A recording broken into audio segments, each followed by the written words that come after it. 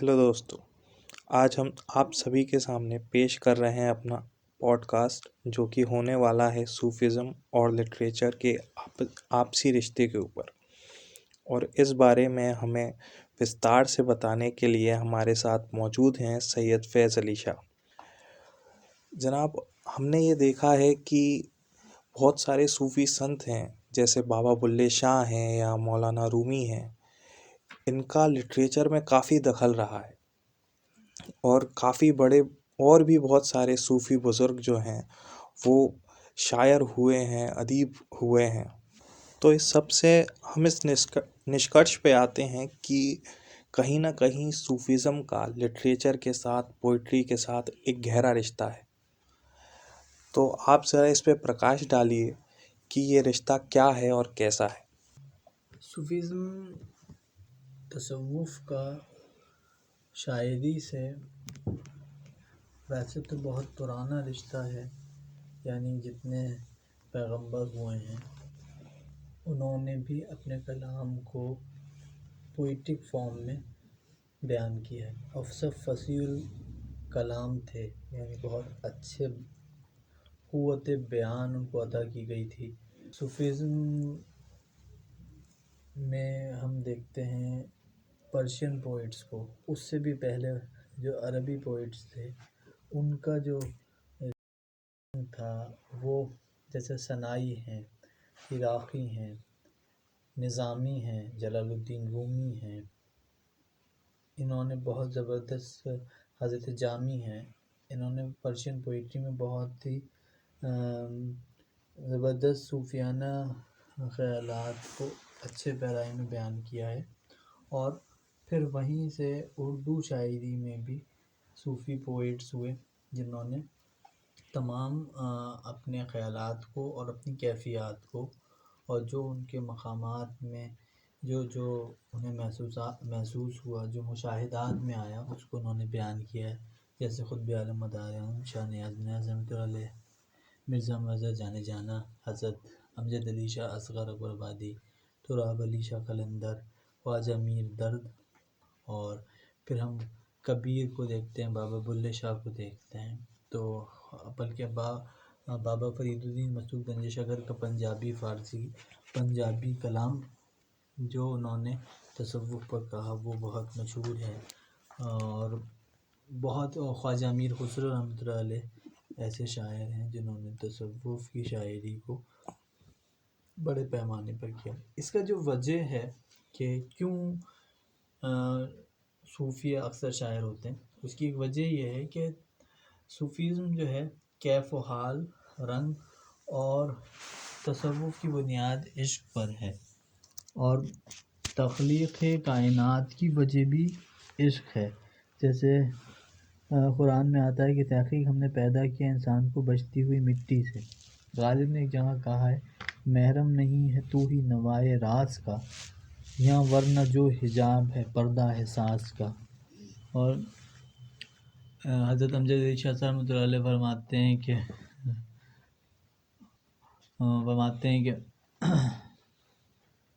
मुतरिब वही, आवाज़ वही, साज़ वही है, हर रंग में बोला वो हर एक तार में आया। तो सूफ़ी का मिजाज क्योंकि एक रंग और कैफियत लिए हुए होता है, तो वो फितरतन उसके मिजाज में अपनी बात को छुपा के कहने और वो राज जो उसने आलम रोया में मुशाहिदा किए हैं, रूहानियत में जो चीज़ें महसूस की हैं, उसे छुपा के बयान करता है। और शायरी भी क्योंकि इसी तरह से बात को कहने का सलीक़ा है कि बात भी हो जाए और वो गौर व फ़िक्र करने के बाद समझ में आए, इसलिए अक्सर सूफिया ने अपने कलाम को नस्र से ज़्यादा नज़्म में कहने बल्कि नस्र से ज़्यादा नज़्म में कहने को तरजीह दी है। और सूफ़ियों में मौसीक़ी और महफ़िल सिमा का जो एहतमाम है, ख़ास तौर से ख़ानदान चिश्त के बुज़ुर्गों में जो बुज़ुर्ग हुए, उन्होंने तसव्वुफ़ के जितने भी मक़ामात हैं वो शायरी में उन्होंने उसको ढाला है। तो इसलिए सूफिया शायरी قریب کر پاتے ہیں اور اپنی احوال و کیفیات کو زیادہ تر شاعری میں ہی بیان کرتے ہیں. لیکن یہ شرط نہیں ہے، اگر کوئی ولی ہے، صوفی ہے، تو ضروری نہیں کہ وہ شاعری ہی کرے. لیکن یہ ہوا ہے کہ زیادہ تر بڑے خواجہ غریب نواز، غوث العظم عبد القادر جیلانی اور حضرت نظام الدین اولیاء رحمۃ اللہ علیہ، جنہوں نے بہت کم شاعری کی ہے، وہ بھی دراصل شاعری کو بہت پسند فرماتے تھے. جیسے ایک بار غیاث پور میں حضرت نظام الدین اولیاء قدس سرور العزیز اپنی خانقاہ میں بیٹھے تھے، تو کچھ ہندو جوگی گاتے ہوئے جا رہے تھے. تو انہوں نے ایک مصرع پڑھا: ہر قوم راست راہے، دین و قبلہ گاہے. آپ یہ گنگنا رہے تھے، تو خواجہ امیر ہوتے رحمۃ اللہ علیہ نے دیکھا تو آپ کی ٹوپی ترچی تھی اور آپ یہ کلام پڑھ رہے تھے، تو آپ نے اس پر ایک مصرع لگایا. آپ جو حضرت نظام الدین اولیاء جو مصرع پڑھ رہے تھے وہ یہ تھا: ہر قوم راست راہے، دین و قبلہ گاہے. اس پر خواجہ امیر خسرو نے مصرع لگایا: من قبلہ راست کردم، بر سمت کچ کو لاہے. یعنی میں نے اپنا وہ فرما رہے تھے کہ ہر قوم کا ایک قبلہ ہوا کرتا ہے، ہر قوم راست راہے، قبلہ و دین گاہے، اور اس کے دین کا ایک قبلہ ہوا کرتا ہے. اور خواجہ امیر خسرو رحمۃ اللہ نے کہا کہ میں نے اپنا قبلہ اس کی سمت کر دیا ہے جس کی ٹوپی ترچھی ہے. میں نے ترچھی ٹوپی والے شخصیت کی طرف اپنے قبلے کو مائل کر دیا. تو یہ واقعہ بھی بتاتا ہے کہ خواجہ امیر خسرو رحمۃ اللہ علیہ اور حضرت نظام الدین اولیاء رحمۃ اللہ علیہ کو کس قدر لگاؤ تھا. اور اس طرح کی بہت ساری مثالیں ہیں، اور اکثر صوفی شعراء اور بزرگ شعراء ہوئے ہیں جنہوں نے اپنی کیفیات کو، احوال کو شاعری میں ڈالا ہے. اور اسی سے پھر ایک پورا دستور عمل بنا کہ وہ ایک بہت بڑا لٹریچر ہم دیکھتے ہیں کہ تصوف میں شاعری کا شامل ہو گیا. جی، یہ جو آپ نے بات کہی یہ زیادہ تر لٹریچر کے اوپر آپ نے بات کہی، لیکن اگر ہم پوئٹری کو بھی دیکھیں اور یہ بھی دیکھیں کہ کافی سارے پوئٹس ہیں، انہوں نے بھی کافی جو اپنی پوئٹری کری وہ کافی صوفیانہ تھی. تو ایسے میں وہ پوئٹری، وہ شاعری کیسے وہ لوگوں کو صوفیزم کی اور بڑھاتا ہے، اس بارے میں آپ تھوڑا سا پرکاش ڈال سکیں، اس بارے میں آپ اپنے ویورز کو کچھ بتا سکیں. آپ نے فرمایا کہ صوفیانہ شاعری کا انفلوئنس اور اس کا اثر جو لوگوں پر پڑتا ہے، وہ اس کی کیا امپورٹنس ہے اور صوفی شاعری کس طرح سے لوگوں کو کنیکٹ کرتی ہے. تو عشق جو ہے وہ انسان خاص و عام، صوفی اور غیر صوفی، مذہبی اور غیر مذہبی، انسان کی فطرت میں شامل ہے. جیسے حضرت میکا شکرآبادی صاحب کا ایک شعر ہے: آپ کا عشق وجہ ہستی ہے، میری فطرت میں بت پرستی ہے. یعنی انسان چاہے وہ کسی بھی خطے، زبان، علاقے کا رہنے والا ہو، کسی بھی کلچر سے تعلق رکھتا ہو، اس کی فطرت میں موسیقی ہے، اس کی فطرت میں عشق ہے. تو عشق اور موسیقی دونوں ایک دوسرے کے لیے لازم الملزوم ہیں، ایک دوسرے کے پورک ہیں، ایک دوسرے کی طرف راغب کرتے ہیں. جیسے جب آپ کو عشق کی شروعاتی کیفیت حاصل ہوتی ہے تو آپ کو سب کچھ بہت انلائٹمنٹ جب ہوتا ہے آپ کو محبت کا، تو آپ کو بہت ہلکا محسوس ہوتا ہے اور آپ باتوں کو گا کے کہنے لگتے ہیں، اور یہ ایک سرور کی کیفیت ہوتی ہے. حالانکہ آپ نہیں سمجھ رہے ہوتے کہ آپ وہ شاعری کر رہے ہیں یا کیا کر رہے ہیں، لیکن آپ کا مقصد آپ کے جذبات میں ایک طرح کی موسیقی آ جاتی ہے، خیالات میں موسیقی آ جاتی ہے. تو یہ ایک بنیادی بات ہے جو ہر انسان کو کم یا زیادہ، کسی کو تھوڑا، کسی کو بہت زیادہ یہ کیفیت محسوس ہوتی ہے. اور اسی لیے جتنی بڑی شخصیت ہم دیکھتے ہیں جنہیں عشق ہوا، محبت کی طرف راغب ہوئے، انہوں نے پھر اس پر کلام کہنا شروع کیا. تو صوفی شاعری میں صوفیہ نے جو کچھ ان کے اوپر کیفیت وارد ہوئی اس کو انہوں نے جیسے غالب کا ایک شعر ہے، میں وہاں ہوں جہاں سے خود مجھ کو کچھ میری خبر نہیں آتی، تو وہ صوفیہ نے اپنے کلام میں اپنی ان کیفیات کو ہر طرح سے بیان کرنے کی کوشش کی۔ اس کی بہت ساری مثالیں ہم شعروں میں دیکھتے ہیں، بلکہ تمام صوفیانہ شاعری اسی کی مثال ہے کہ وہ جو کچھ انہوں نے عالم رویا میں محسوس کیا اس کو وہ بیان کرتے رہے، اور اس طرح کی بلکہ شاعری کا جو اگر ہم کہیں وجود کے جو بنیادی عناصر ہیں، جو دو ایلیمنٹ ہیں جس سے شاعری وجود میں آتی ہے، وہ ایک تو عشق ہے اور دوسرا موسیقی ہے۔ تو موسیقی اور عشق یہی دونوں بنیادیں تصوف کی بھی ہیں،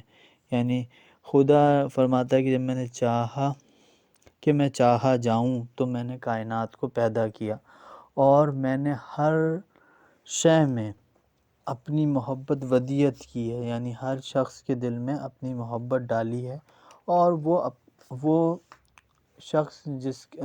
ہر شخص خدا کو مختلف طریقے سے تلاش کرتا ہے، یاد کرتا ہے۔ جیسے حضرت نیاز بن نیاز رحمۃ اللہ علیہ شعر ہے، معمور ہو رہا ہے عالم میں نور تیرا، ازما حتاب ماہی سب ہے ظہور تیرا۔ تو شاید ایک انسان جو ڈیوائن لو رکھتا ہے، روحانی علم رکھتا ہے، وہ ہمیشہ وہ یاد کرتا ہے اپنے اصل کو، اپنی حقیقت کی تلاش کرتا ہے، اور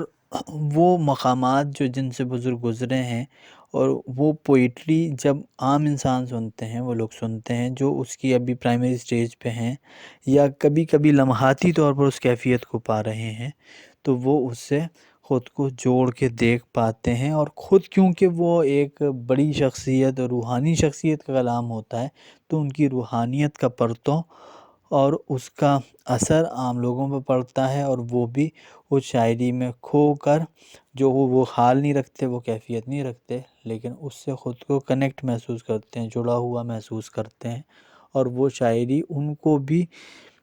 ان کے ویژن کو، ان کے تصورات کو کہیں نہ کہیں کسی نہ کسی جزوی حصے سے جوڑتی ہے۔ تو اس لیے صوفیانہ شاعری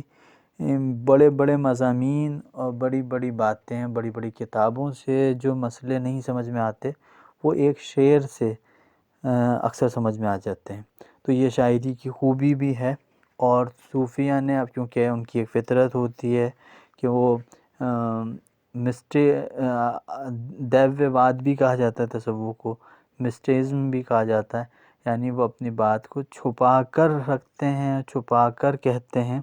جیسے حضرت نظام الدین علیہ نے فرمایا درویشی پردہ پوشی کا نام ہے، تو وہ اپنی بات کو چھپا کر وہ سارے، جیسے حضرت راز بریلوی رحمۃ اللہ علیہ امام سالکین کا ایک شعر ہے،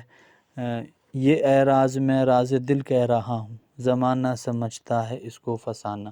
تو وہ اپنے کلام کو گانے کے انداز میں، غزل کے انداز میں اپنے احوال دل بیان کر دیتے ہیں۔ آپ نے عشق کی بات کری، اور ہم یہ جو عشق کے مہان قصے سنتے ہیں جو کہ عشق مزاجی کے قصے ہیں، جیسے ہیر رانجھا، لیلا مجنو، فرات شیرین، لیکن ان پر بھی کافی صوفی کلام کہے جاتے ہیں، اور صوفیزم جس کا تعلق عشق حقیقی سے ہوتا ہے،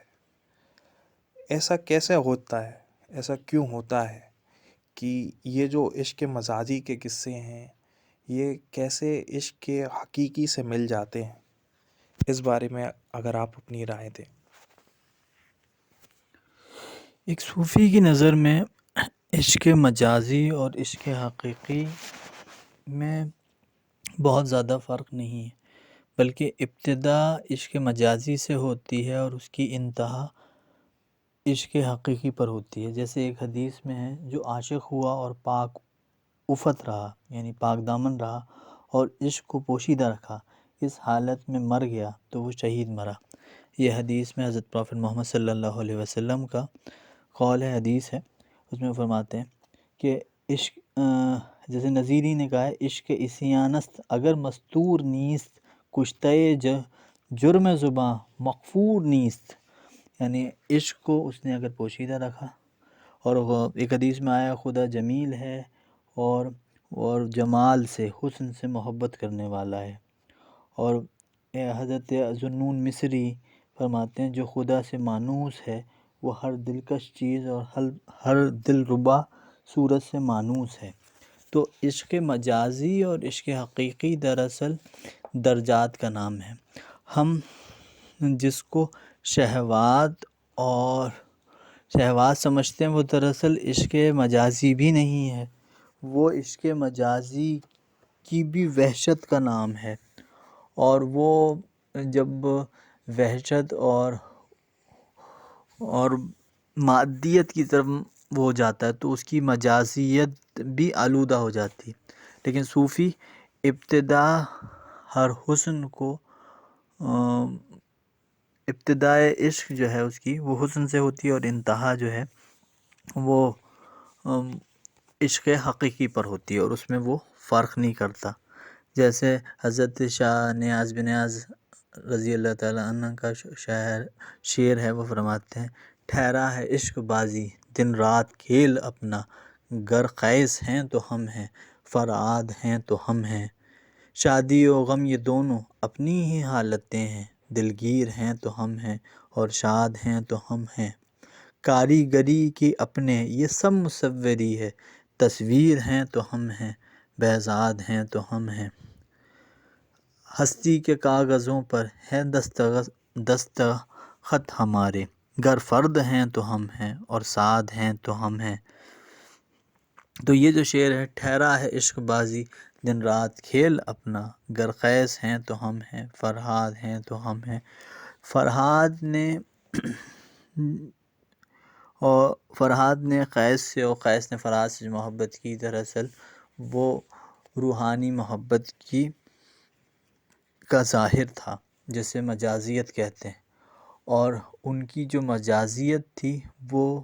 روحانیت کا ظاہر تھا، اور ان کی ظاہری محبت روحانیت کا ظاہر تھا، اور ان کی جو ظاہری محبت تھی وہ دراصل، اور ان کی جو ڈیوائن اور روحانی محبت اگر ہم کہیں کہ اس درجے کو پہنچی جو بالکل انتہا کو جا کے انہیں کیفیت حاصل ہوئی، وہ دراصل ان کی ظاہری مجازی محبت کا باطن تھا۔ تو صوفی اس میں فرق نہیں کرتا، اس لیے وہ عشق جو ہے اس کا مرکزی جذبہ ہے جس کے ذریعے، جیسے حضرت شاہ نیاز بن نظر فرماتے ہیں مدرسے میں عاشقوں کے جس کی بسم اللہ ہو اس کا پہلا ہی سبق یاروں فنا فی اللہ ہو، یہ یعنی فرماتے ہیں کہ حضرت عشق جو ہے جب وہ کسی کو آ لیتا ہے تو وہ پہلے ہی اپنی فنا کی طرف راغب ہو جاتا ہے، وہ حصول حاصل نہیں کرنا چاہتا۔ اچھا، اس کو اگر ہم الگ طرح سے ڈسکرائب کریں تو ہم یہ سمجھیں گے کہ عشق مجازی اور عشق حقیقی میں بنیادی فرق یہ ہے کہ عشق کی پہچان یہ ہے کہ اس میں قربانی کا، ایثار کا جذبہ ہوتا ہے، کچھ دینے کا جذبہ ہوتا ہے، اور اگر اس کے اندر یہ جذبہ ہو کہ میں اس کو کچھ حاصل کروں اور کچھ لوں، اس سے کچھ فائدہ حاصل کروں، تو وہ عشق نہیں ہے، وہ تجارت ہے۔ تو عشق کی پہلی ہی منزل جو ہے وہ اس کے اندر یہ کیفیات پائی جاتی ہیں قربانی کی، تو اس لیے وہ فرماتے ہیں کہ مدرسے میں عاشقوں کے جس کی بسم اللہ ہو اس کا پہلا ہی سبق یاروں فنا فی اللہ ہو، جیسے حضرت محقق شکبادی فرماتے ہیں عاشقوں میں بیٹھ فنا عاشقوں سے سیکھ، یہ حسن بھی حجاب ہے اے بے حجاب حسن۔ تو وہ دونوں ایک ہی کیفیت کی ابتدا اور انتہا ہیں، اور عشق مجازی جو ہے وہ صوفی اس لیے مخلوق سے محبت کے ذریعے، مخلوق سے اچھے اخلاق کے ذریعے، ان کے ساتھ اچھے برتاؤ کے ذریعے ہی خدا تک رسائی حاصل کرتا ہے۔ اس کا جو تعلق عام لوگوں سے ہوتا ہے، خاص و عوام سے ہوتا ہے، وہ محبت سے پر ہوتا ہے، اس لیے وہ وہ ہر ایک خاص و عام سے محبت کرنے والا ہوتا ہے، اور اس محبت کو وہ غیر اللہ نہیں سمجھتا، بلکہ اس محبت کی کا مددگار اور خدا کی محبت کا جزوی حصہ سمجھتا ہے۔ تو یہ صوفیہ کے نزدیک عشق مجازی اور حقیقی میں جو فرق ہے وہ ابتدا اور انتہا کا ہے، بلکہ بعض صوفیوں نے یہ بھی کہا ہے کہ عشق حقیقی تک پہنچنے کے لیے عشق مجازی کے راستے سے گزرنا پڑتا ہے، اور وہ اس کے قائل رہے اور اپنی ظاہری دنیاوی محبت کے ذریعے بعد میں وہ عشق حقیقی کے درجے تک پہنچے۔ اور صوفیہ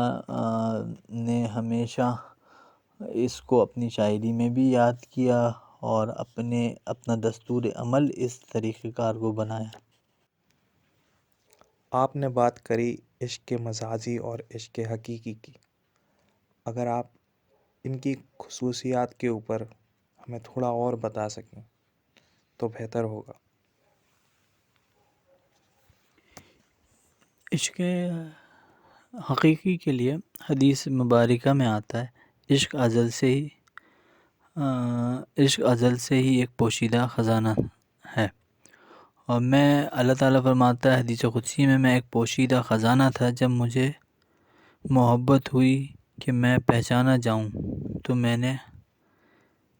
خلق کو پیدا کیا۔ اس محبت کا پرتو اور عکس ہے کہ عناصر میں میل طبعی کی صورت میں ظاہر ہے، اور نباتات میں مبدا نشو و نما ہے، حیوانات میں قوت شوقی اور جذبات ملائم ہیں، اور کامل انسان کے نفوس میں عشق روحانی کی صورت میں متجلی ہیں۔ اب عشق حقیقی کی جو خصوصیت ہے، اس کی ایک مزاج یہ ہے کہ اس کے اندر روحانی قوت محسوس ہونا اور جذبہ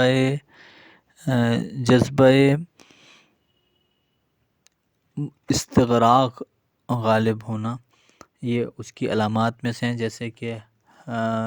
نغمہ اور اسلام میں حضرت محمد علی شمع کے جوادی لکھتے ہیں، حقیقت یہ ہے کہ جس طرح مادیات اور عناصر ہر وقت اپنے کروں میں ملنے کے کوشاں ہیں، یہی حال مجرد کا ہے، اور روح یا نفس ناطقہ جو مجرد میں سے ہے بلکہ مجردات کی ایک تجلی لطیف ہے، اس عالم آب و گل اور مادیات میں وارد اور متجلی یا مقید ہے، ہر وقت اپنے کرے کی طالب اور ہر لحظ اپنی اصل کی جویا ہے۔ حسن و مناظر نظارہ سوز نغمہائے دلکش کی اصل بھی مجردات ہی میں ہے۔ اب اس کو اگر ہم آسان زبان میں سمجھانے کی کوشش کریں تو عشق حقیقی کا مرکز روح ہے، اور عشق مجازی کا مرکز جسم ہے، یعنی جسم علامت صرف جسم سے نہیں ہے بلکہ جس میں ظاہر پرستی ہے، اظہار ہے، اور عشق کی جو ظاہری نفع و نقصان کے خیالات ہیں وہ عشق مجازیت کے کریکٹرسٹکس ہیں، اس کی خصوصیات ہیں، اور جو شہر لطیف روح ہے، جو روح کو تقویت دینے والے جذبات ہیں، اس کا تعلق روحانی عشق سے ہے۔ جیسے غالب کا ایک شعر ہے، ہر بوالہوس نے حسن پرستی شعار کی، اب آب روئے شیوہ اہل نظر گئی۔ جیسے حضرت قطب عالم مزار شاہ نیاز رحمۃ اللہ فرماتے ہیں، بوالہوس پاؤں نہ رکھیو کبھی اس راہ کے بیچ، کوچہ عشق ہے یہ رہ گزر عام نہیں۔ تو حالانکہ عشق مجازی اور عشق حیوانی، عشق مجازی یعنی عشق حیوانی اور عشق روحانی میں فرق کرنا بہت مشکل ہے، لیکن دونوں میں جو نفسانی خواہشات میں مبتلا اور مقصد پرستی کی بنا پر ہو، اس کو ہم موٹے موٹے طور پر کہہ سکتے ہیں کہ یہ عشق مجازی ہے، اور جو ظاہری حسن و ظاہری چیزوں کو دیکھ کر مبتلا ہوا ہے وہ عشق مجازی ہے، اور جو فنائیت کی طرف مائل ہے اور بے مقصدیت و بے نیازی اور لامنتہا ذات کے تصور میں گم ہے اور اپنی ذات کے سے اوپر اٹھ کر اس کی ذات میں غرق ہے اور اس کے باطنی مقاصد کی طرف کوشاں ہے، وہ عشق حقیقی سے تعبیر کیا جا سکتا ہے۔ اور عشق حقیقی کوئی ایک محض مقام نہیں ہے، بلکہ اگر ہم کہیں کہ عشق مجازی کی تو عشق مجازی تو ایک پتلی پرت کی طرح ہے، اور وہ جب جیسے دنیا کے اوپر ایک کلائمیٹ کی ایک پرت ہے نا، تو وہ تو چند ایک کلومیٹر کی ہے، اس کے بعد کا جو آسمان ہے وہ لامنتہا ہے۔ اسی طرح عشق مجازی جو حسن پرستی اور ظاہری حسن کو دیکھ کر ہوتا ہے اور اس تک رہتا ہے، وہ ایک اس کا صرف ایک سٹارٹنگ پوائنٹ ہے اور ایک اس کی پرت ہے۔ اس کے بعد جب وہ اس سے پار ہو جاتا ہے تو عشق حقیقی کی پھر کوئی انتہا نہیں، اور پھر وہ جیسے حضرت شاہ نیاز بن اللہ فرماتے ہیں، تعمیر جو دو جہاں کی بنیاد ہیں تو ہم ہیں، ملک خدا میں یاروں آباد ہیں تو ہم ہیں، تعمیر دو جہاں کی بنیاد ہیں تو ہم ہیں، اپنا ہی دیکھتے ہو تم بندوبست یاروں، گرداد ہیں تو ہم ہیں، فریاد ہیں تو ہم ہیں۔ تو یہ روئے زمین کے اوپر مانند گرد و بادے، گر خاک ہیں تو ہم ہیں اور باد ہیں تو ہم ہیں، تعلیم و تعلم سب ہے نیاز اپنا، شاگرد ہیں تو ہم ہیں، استاد ہیں تو ہم ہیں۔ تو پھر وہ جب فنا فی الفنا کے درجے کو پہنچتا ہے عشق حقیقی کا عاشق، تو وہ پھر اس کے بعد وہ ساری الوہی طاقتیں، جیسے فرماتے ہیں خود شاہ نیاز رحمۃ اللہ فرماتے ہیں، گر حرف بے نیازی سرزد نیاز سے ہو، پتلے میں خاک کیا ہے پیارے غرور تیرا۔ تو پھر وہ خدا کی صفات سے متصف ہو کر کلام کرتا ہے، جیسے کہ حضرت کا کلام ہے۔ تو یہ جو عشق حقیقی ہے وہ پھر اس میں وہ لامنتہا ہے، اور اس کی کوئی انتہا نہیں ہے، اور عشق مجازی صرف اس کی ایک پرت اور ایک ظاہری ابتدا کا نام ہے۔ جیسے آپ کسی شخص کو پہلے اس کی صورت سے چہرے سے پسند کرتے ہیں تو اس کا چہرہ جو ہے وہ مجاز ہے، لیکن جب آپ اس کی صفات کو، اس کی خصوصیات سے مانوس ہونے لگتے ہیں، یہ مثال بہت ہی معمولی اور چھوٹی مثال ہے، لیکن میں صرف آسانی کے لیے بات کہہ رہا ہوں کہ ایک چہرہ جب دیکھتے ہیں تو اس کے چہرے سے ہم کنیکٹ کرتے ہیں اور ہمیں اس سے محبت ہوتی ہے، لیکن جب آپ کسی شخص سے تعلق میں ہوں 10 20 50 سال، اور پھر آپ اس سے پوچھیں کہ آپ اس شخص سے کیوں محبت کرتے ہیں، تو کوئی یہ نہیں کہتا کہ یہ خوبصورت ہے اس سے محبت اس لیے کرتا ہوں، بلکہ اس کی محبت کی ابتدا چاہے چہرے سے ہوئی ہو، کچھ ہمارے پرسیپشنز ہوں، ہمارے خیالات ہوں جو ہمیں لگتے ہیں کہ یہ شخص ایسا نکلے گا اور ہوگا، اور ہم اس سے تعلق میں آتے ہیں، پھر اس کی خصوصیات جب ہم پہ کھلتی ہیں تو اس کی اصل جو ہمارا تعلق اس سے ہے وہ اس کی فضائل سے، اس کے محاسن سے، اس کی خوبیوں سے ہوتا ہے، نہ کہ صرف اس کے ظاہری حسن سے۔ اسی طرح سے خدا سے جب محبت کرتے ہیں تو اس کا ظاہری حسن جو ہے وہ ہمیں محسوس ہونے لگتا، جو دکھتا ہے۔ جب حسن ازل پردہ امکان میں آیا، تو وہ پردہ امکان میں جو اس کا حسن موجود ہے وہ جب ہمیں نظر آتا ہے، جو حضرت امجد علی شاہ اصغر اکبر رحمۃ اللہ علیہ کا شعر ہے، جب حسن ازل پردہ امکان میں آیا، بے رنگ بہر رنگ ہر ایک شان میں آیا، تو اس کی شانیں اور اس کے رنگ جو ہمیں نظر آتے ہیں، اس سے ہم جو مبتلا عشق ہوتے ہیں، وہ پہلا جو درجہ ہے وہ عشق مجازی۔ اس کے بعد جب اس کے اسرار اور رموز اور اس کی ذات کی خصوصیات اور صفات ہم پہ کھلنے لگتی ہیں، تو وہ عشق حقیقی کے درجے اور اس کی منازلیں کہلاتی ہیں۔ تو آپ نے بات کری عشق کے اوپر اور صوفیانہ کلاموں کے اوپر، لیکن صوفیانہ کلاموں میں ایک رنگ اور ہے جو کافی ابھر کے آتا ہے، وہ ہے ایک باغی کا رنگ، بغاوت کا رنگ۔ وہ چاہے عشق کی بغاوت ہو یا پھر معاشرے سے بغاوت ہو، اس کے ریت رواجوں سے بغاوت ہو، لیکن اکثر ہم دیکھتے ہیں کہ ایک صوفی ایک باغی ہوتا ہے۔ اس رنگ پہ، اس مزاج پہ اور صوفیانہ کلاموں کے اس خصوصیات کے بارے میں آپ کیا کہنا چاہیں گے؟ تصوف میں صوفیوں کا جو مرکزی خیال رہا ہے وہ مذہب، نظریات، معاشرت اور ثقافت کو اس کی روح کی طرف لانا اور اس کی روح کی تلاش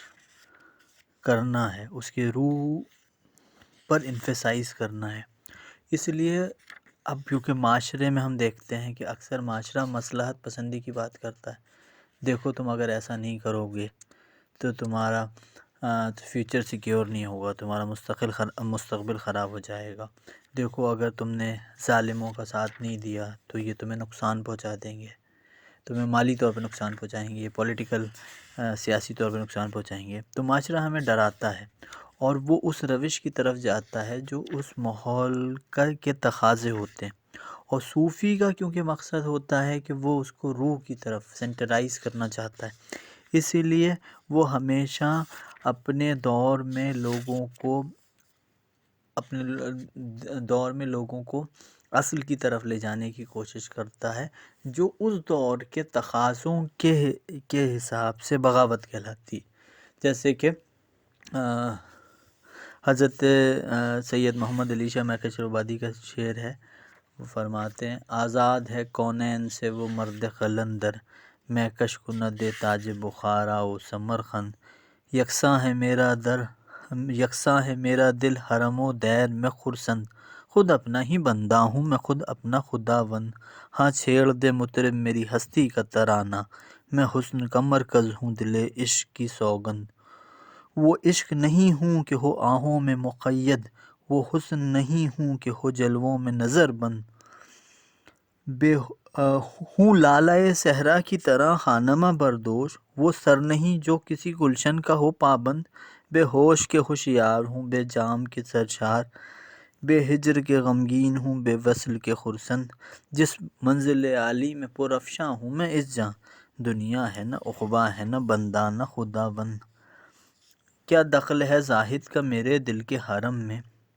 یہ قصر نہیں جنت فردوس کی مانند۔ تو صوفی کا جو مزاج ہے وہ ہوتا ہے: آزاد ہے کونین سے وہ مرد قلندر، میں کش کو نہ دے تاج بخارا و سمرقند، اور وہ اس کی شان بے نیازی ہوتی، بے پرواہی ہوتی، اور وہ ہمیشہ ہر غلط کو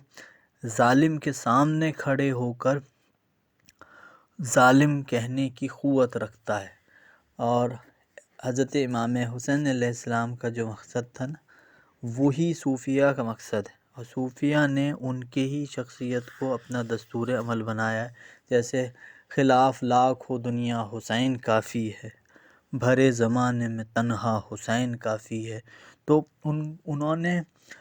اپنے مصلحت، جیسے حضرت میکشر آبادی صاحب دوسرے شعر میں فرماتے ہیں: حسین کیسے زمانے سے ساز کر سکتے، کبھی ہوئی ہے محبت سے مصلحت بینی۔ تو زمانہ ہمیشہ محبت کے خلاف رہتا ہے، اصل اصولوں کے خلاف رہتا ہے، کیونکہ اسے آسانیاں پسند ہوتی ہیں، اسے وہ چیزیں پسند ہوتی ہیں جو اسے ایزی ہینڈڈ حاصل ہو جائیں، بہت آسانی سے میسر آ جائیں، وہ چیزیں انسان کو پسند ہوتی ہیں، زمانے کو پسند ہوتی ہیں۔ اور صوفی اصل اور روح کی طرف توجہ کرانے والا اور اصول کی بات کرنے والا اور بنیادوں کی طرف لانے والا ہوتا ہے، اس لیے کہتے ہیں کہ وہ باغی مزاج ہوتا ہے۔ اب تک کی بات چیت بہت اچھی رہی ہے، ہم نے عشق کی بات کری، بغاوت کی بات کری، صوفیانہ کلاموں کی بات کری۔ ان سب کے بیچ اگر ہم آپ سے پوچھیں کہ آپ کے من پسندیدہ صوفی کلام کون سے ہیں، وہ عشق پر ہیں، بغاوت پر ہیں، یا اور کسی فلسفے پر ہیں، تو ہمیں اپنے من پسندیدہ صوفیانہ کلام سنائیں۔ ویسے تو کہنا مشکل ہے کہ صوفیانہ کلام میں سے کون سا زیادہ پسند ہے، کون سا کم پسند ہے، لیکن اگر میں صرف غزلیات کی بات کروں، منقبت نعت اور حمد کے برعکس، تو مجھے کچھ غزلیں بہت زیادہ پسند ہیں، جس میں سے ایک غزل ہے: میں طالب ہوں مجھے تو کام ہے بس تیرے حاصل سے، نہ خوش آتی ہے آسانی نہ گھبراتا ہوں مشکل سے، زمانے کا یہ عالم ہے کہ گم ہوتا ہے منزل میں ہی ایک ہوں کہ میں جا کر پلٹ آتا ہوں منزل سے، میری ہوشیاری ہی تو بنی ہے زینت محفل، جو اٹھتا ہوں تو لے کر بے خودی اٹھتا ہوں محفل سے، تیرے جلوے کے صدقے جلوہ گر اے جلوہ گر، لیکن کوئی دیکھے گا مشکل سے، کوئی جانے گا مشکل سے، نگاہ راز گر تو ہی بتا دے راز پنہا کو، کسے معلوم کس نے راز کو دیکھا ہے کس دل سے۔ یہ حضرت امام سالکین راز بریلوی عزیز میاں صاحب اللہ قدس العزیز کا کلام ہے، اور حضرت شاہ نیاز بن رحمۃ اللہ علیہ کے بہت سارے کلام ہیں جو بہت زیادہ مجھے پسند ہیں۔ ان میں اگر ہم پوری غزل کی بات نہ کریں تو ایک آدھ شعر کی بات کریں تو اس میں ایک ان کا شعر ہے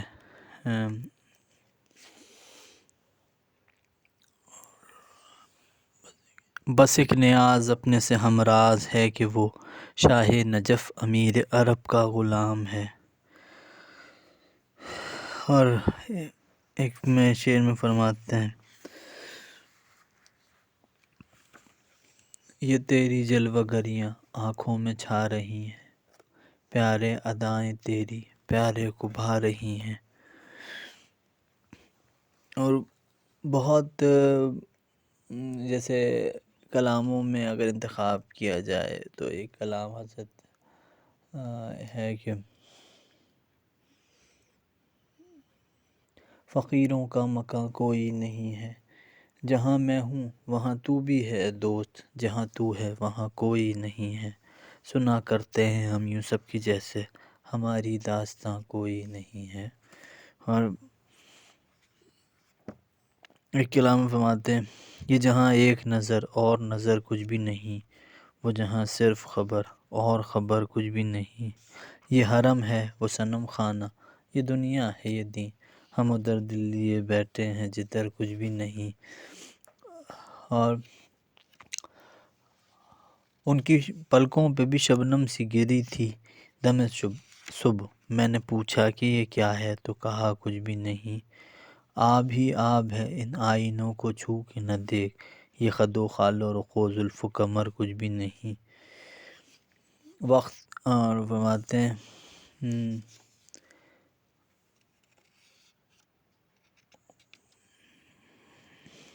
ایک ہی رنگ پہ ہے حالت دل اے مہکش، یہ وہ عالم ہے جہاں شام و سحر کچھ بھی نہیں۔ اور پسندیدہ کلاموں میں ایک وہ ہے عشق کہتے ہیں جس سے خواب پریشاں ہے یہی، کفر والے نہ سنیں حاصل ایماں ہے یہی، ہاں تیرے کفر نے بخشی ہے بہار ایماں، راز کو لوگ یہ کہتے ہیں مسلمان ہے یہی۔ اور بہت سارے کلام ہیں اس وقت دیکھیے ذہن میں اگر غور کروں تو بہت سارے شعراء کے بہت سارے ایسے کلام ہیں جس میں تصوف کا رنگ ہے۔ جیسے میر نے ایک شعر کہا اٹھ کھڑے ہو جو جھکے گردن مینائے شراب، خدمت بادہ گسارا ہی سر انجام کرو۔ تو اگر تم شراب نہیں پی سکتے معرفت کی، عشق حقیقی کی شراب نہیں پی سکتے اور نہیں پسند کرتے پینا، تو کم سے کم پینے والوں کا احترام ہی کر لو، ان کی تواضع ہی کر لو، ان کا خیال ہی کر لو۔ ایک شعر میں میر ہی فرماتے ہیں دور بیٹھا غبار میر اس سے، عشق بن یہ ادب نہیں آتا، کہ عشق اس کی محبت میر اس کی محبت میں اس کے عشق میں فنا ہو گیا، اور فنا ہو کے اس کا غبار جو اٹھا زمین سے وہ بھی اس سے دور بیٹھا، یعنی اس غبار نے بھی ادب کی کیفیت کو نہیں چھوڑا اور ادب کے معیار کو نہیں چھوڑا، اور وہ ادب سے مانوس رہا اور ادب اس کا برقرار رہا۔ اور غالب نے بھی ایک جگہ کہا یہ مسائل تصوف یہ تیرا خیال غالب، تجھے ہم ولی سمجھتے جو دم بادہ خوار ہوتا۔ اور ایک شعر میں وہ بھی کہتے ہیں گر کہ تجھ بن نہیں کوئی موجود، تو پھر یہ ہنگامہ اے خدا کیا ہے۔ تو بہت سارے شعراء نے تمام تر ایسے شعراء جن کا شمار صوفیوں میں نہیں ہوتا لیکن ان کے خیالات صوفیانہ ہیں، خالص صوفیانہ ہیں، اور انہوں نے اپنی شاعری میں ان صوفیانہ موضوعات کو بہت تفصیل کے ساتھ اور بہت اچھے پیرائی میں کیا. ایسا نہیں کہ وہ تصوف سے واقف ہی نہیں تھے، وہ تصوف سے واقف بھی تھے، سلسلوں میں مرید بھی تھے، وابستہ بھی تھے. جیسے علامہ اقبال بھی انہی لوگوں میں ہیں جو تصوف سے تعلق رکھتے تھے، لیکن وہ خود بذاتے صوفی اور کوئی بہت بڑے درجے کے صوفی بزرگ نہیں تھے، لیکن صوفیوں سے منسلک ضرور تھے. جیسے غالب نے بھی ہم پیش کہا ہے، ہم پیش آؤ ہم مشرب و ہم راز ہے میرا، غالب کو برا کیوں کہوں اچھا میرے آگے، غالب کو برا کیوں کہوں اچھا میرے آگے. تو وہ ان کا پیشہ و مشرب جو تھا وہی صوفیانہ تھا، حالانکہ ان کی پریکٹسز، ان کے اعمال اس درجے کے نہیں. وہ بھی ہمیں حق نہیں کہ ہم کسی شخص کو کہیں کہ وہ اس درجے کا ہے یا اس درجے کا ہے. وہ خدا بہتر جانے کہ ان کے کیا مقامات تھے. لیکن جو عوام الناس میں مشہور ہے، اور جس طرح سے ایک جو صوفیانہ، ایک صوفی ولی اللہ کے لیے جو خصوصیت و جو معیار معین ہے، ظاہری طور پہ نظر آتا ہے کہ وہ اس معیار پر نہیں محسوس ہوتے، تو اس اعتبار سے وہ اس درجے کے تو نہیں ہیں. لیکن جو بزرگ ہیں اور جن کا بڑے سلاسل سے تعلق ہے اور بڑا حلقہ ہے، تو اس نوعیت سے ہم کہہ سکتے ہیں کہ یہ وہ کچھ صوفی شعراء ہیں جن کا تعلق ایسے خیالات سے ہمیشہ رہا ہے، جن کا عمل تو تصوف میں نہیں تھا، لیکن ان کا کلام ضرور تصوف سے وابستہ رہا ہے. اور دراصل اگر ہم اس میں تحقیق میں جائیں تو اندر سے بات یہ بھی ایک واضح ہوتی ہے کہ عشق کی انتہا جو ہے وہ کیونکہ حقیقت پر ہوتی ہے اور مجازیت سے اوپر اٹھ کر ہوتی ہے، اس لیے تصوف کے خیالات بالآخر انسان کے مزاج میں آ ہی جاتے ہیں. جب وہ انتہا کو پہنچتا ہے، اپنی عمر کے، اپنے خیالات کے، اپنے تفکرات کی، فکر کی بلندی اور جولانی کو پہنچتا ہے، تو وہ اس درجے کو پا لیتا ہے جو صوفی کی ابتدائی یا عناصری اور وقتی کیفیت ہوتی ہے. اور جیسے ایک حضرت شاہ نیاز رحمۃ اللہ علیہ کے اس کلام کے ساتھ اپنی بات کی کا اختتام کروں گا. کہتے ہیں جس کو عشق ہمارا ہی نام ہے، شور و فغاں کی اپنے یہاں دھوم دھام ہے، کر پھونک دوں جہاں کو تو کچھ عجب نہیں، میں آگ کا بھبو کا ہوں میرا یہ کام ہے، ہوش و خرد سے ہم کو سروکار کچھ نہیں، ان دونوں صاحبوں کو ہمارا سلام ہے، ہوش و خرد سے ہم کو سروکار کچھ نہیں، ان دونوں صاحبوں کو ہمارا سلام ہے، منزل ہماری پاتے ہیں کب شیخ و برہم من، اسلام و کفر سے پرے اپنا مقام ہے، منزل ہماری پاتے ہیں کب شیخ و برہم من، اسلام و کفر سے پرے اپنا مقام ہے، دیر و حرم میں اور کلیسا کنشت میں، برتا ہمارے نام کا دم ہر قدام ہے، پر ایک نیاز اپنے سے ہم راز ہے کہ وہ شاہ نجف امیر عرب کا غلام ہے. بہت بہت شکریہ آپ کا. اور اسی کے ساتھ ہم اپنے پوڈ کاسٹ کو یہیں ختم کریں گے، اور امید کرتے ہیں کہ اس پوڈ کاسٹ کو سننے والوں کو صوفیزم کے بارے میں، عشق، بغاوت اور صوفیانہ کلام کے بارے میں کافی اچھی جانکاریاں ملیں گی. تو آپ کا شکریہ.